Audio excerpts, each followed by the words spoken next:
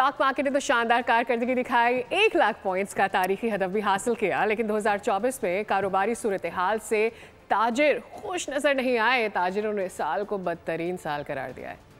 साल 2024 ताजरों के लिए बदतरीन साल। मईशत का पहिया रुक गया। बिजली, गैस और पेट्रोल की कीमतों ने ताजरों की कमर तोड़ दी। ताजर रहनुमा शर्जील गोपलानी ने साल 2024 को बदतरीन कारोबारी साल करार दे दिया। बोले, बिजली और पेट्रोल की बुलंद कीमतों ने ताजरों को परेशान किए रखा, जबकि FBI की जानिब से ताजरों को हरासा किया गया। बहुत वर्स्ट कंडीशन रही इस साल 2024 जो है वो ताजरों के लिए और कराची के ताजरों के लिए, बशमूल पाकिस्तान की पूरी मईशत के लिए बहुत ज़्यादा परेशान कन रहा। जो FBR के टारगेट्स हैं वो भी पूरे नहीं कर पाए। हमारे तो कोई टारगेट नहीं होता, लेकिन हमारे माहाना अखराजात जो है हम इस दफ़ा वो भी पूरे नहीं कर पाए। ताजरों ने कहा कि मार्केटों में बिजली की बदतरीन लोड शेडिंग इंडस्ट्री को सहूलियत फराहम किए बगैर मुल्क के माशी हालात बेहतर नहीं हो सकते।